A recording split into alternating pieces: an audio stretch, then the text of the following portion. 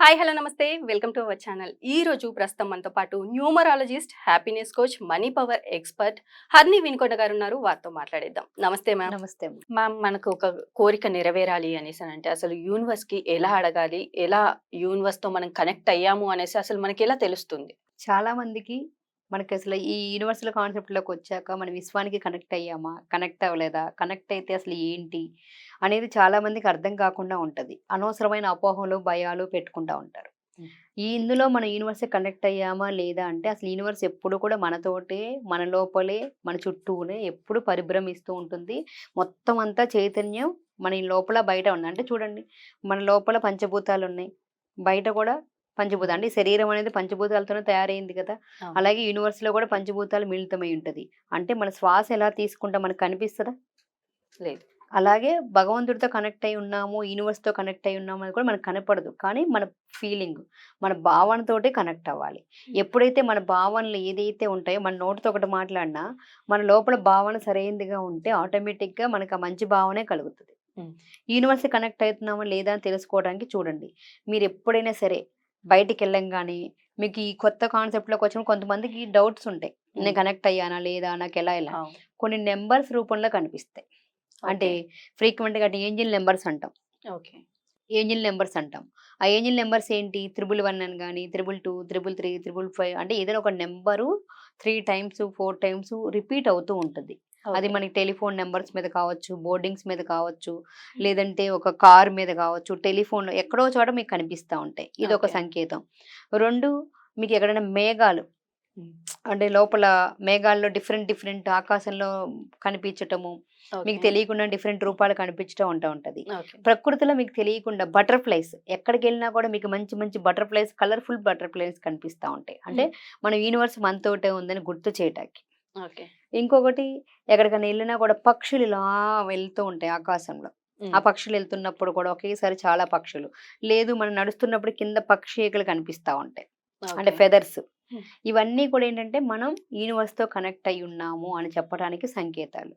హ్మ్. మళ్ళీ ఈ నంబర్స్ కనిపించినప్పుడు ఈ నంబర్స్ ఏం చెప్తున్నాయని ఆలోచించకండి. అది కాన్సెప్ట్ ఇంకో దగ్గరొచ్చినప్పుడు ఓకే. ఆ నంబర్స్ ఏంటనేది మనం తీసుకుందాం. ఓకే. ఇలా కనెక్ట్ అవ్వంగానే మీకేదైనా పక్షులు కనిపించినా, లేదంటే మీకు ఏమన్నా మొక్కలు బాగా పూలతోటి కనిపించినా, మంచి మంచి కలలొస్తున్నా, మీకు మనీ ఫ్లో అవుతున్నట్టుగా ఏమైనా కలలొస్తున్నా గానీ, ఏదన్నా ఒక మంచి ప్రకృతిలో గడిపినట్టుగా కానీ, ఈ పక్షులు ఇలాంటియన్నీ కూడా మీరు ప్రకృతితో మమేకమైపోతున్నట్టుగా మీకు తెలుస్తున్నప్పుడు, మీరు ఇమ్మీడియేట్‌గా ఓకే. Thank you. అంటే భగవంతుడు ఎప్పుడు నాతోనే ఉన్నాడు. యూనివర్స్ ఎప్పుడు నాతో కలిసే ఉందని మీరు ఫస్ట్ థాంక్ యూ చెప్పాలి. Universe okay. కాన్సెప్ట్‌లో మనం ముందుకెళ్ళాలి చెయ్యాలంటే ఫస్ట్ కృతజ్ఞత ఉండాలి.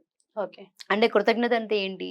చాలామంది చెప్తారు. మన లైఫ్‌లో చిన్నప్పటి నుంచి ఇప్పటి వరకు మనకి తెలియని కాన్సెప్ట్ ఏంటంటే, కృతజ్ఞతా భావం కలిగి ఉండాలని మనం అంటారు కానీ మనం ఎప్పుడు ఇనలేదు. అవును. చిన్నప్పటి నుంచి గూడా ఏంటంటే అది లేమి మీద ఉన్నంత ఫోకస్ ఉన్న దాని మీద ఉండదు. ఓకే. "వదిన నీ నీ దగ్గర ఏముంది చెప్పమంటే, నీ దగ్గర ఏముందో చెప్పవు గానీ, నీ దగ్గర ఏం లేదో దాని గురించి చెప్తావు." అంటే మన చుట్టూ ఎంత ఉన్నా కానీ ప్రతి మనిషికి సహజమైనది ఏంటంటే, మన దగ్గర ఏదైతే లేదో అది పొందే వరకు మనకి తృప్తి అనేది ఉండదు. హ్మ్. అందుకే ఫస్ట్ మనకున్న దానితో తృప్తి ఉండాలి.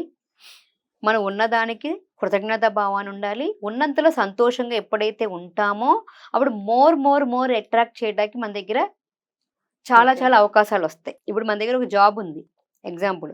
ఆ జాబ్‌ని ఉన్నదానికి థాంక్ యూ చెప్పకుండా కొత్త జాబ్ రావాలంటే రాదు. ఇప్పుడు చాలా ఓకే. మందికి ఒక మంచి జాబ్ పొందాలని, దాంట్లో నుంచి ఒక మంచి డ్రీమ్ జాబ్ కొంతమంది సాఫ్ట్‌వేర్ జాబ్ కావచ్చు, గవర్నమెంట్ జాబ్ కావచ్చు, ఏదైనా గానీ ఐఏఎస్ ఆఫీసర్ కావచ్చు, ఏదో ఒక జాబ్ పొందాలనుకుంటారు. ఆ హ్మ్. జాబ్ పొందాలనుకున్నప్పుడు దానికి ఫస్టు చ కొంతమంది ఉన్న జాబ్‌ని అటెండర్ జాబ్ కావచ్చు, లేదంటే ఏదైనా ఒక పోస్ట్‌లో ఉన్నది కావచ్చు, నార్మల్ చిన్న చిన్న జాబ్ చేస్తున్నప్పుడు, ఆ జాబ్‌ని వాళ్ళు ఇష్టపడరు. చాలా భారంగా, కష్టంగా, చాలా ఇబ్బందిగా ఫీల్ అవుతా ఉంటారు. హ్మ్.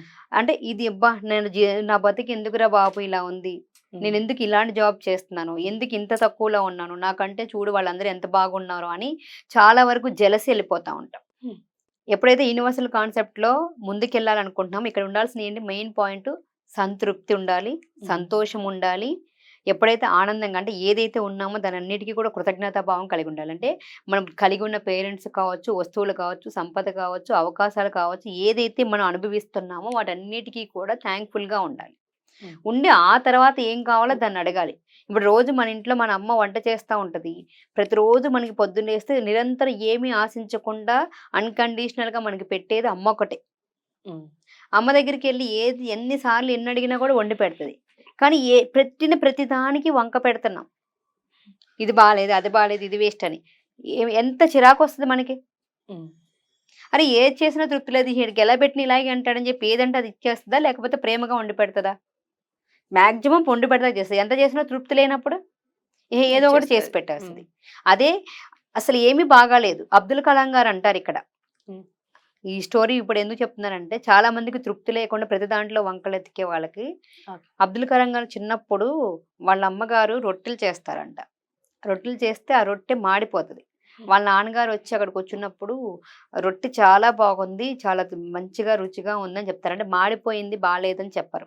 హ్మ్. చాలా బావుంది. చాలా అద్భుతంగా ఉంది అని చెప్తారు. అప్పుడు వాళ్ళ అబ్దుల్ కలాం గారు అడుగుతారంట వాళ్ళ నాన్నగారిని.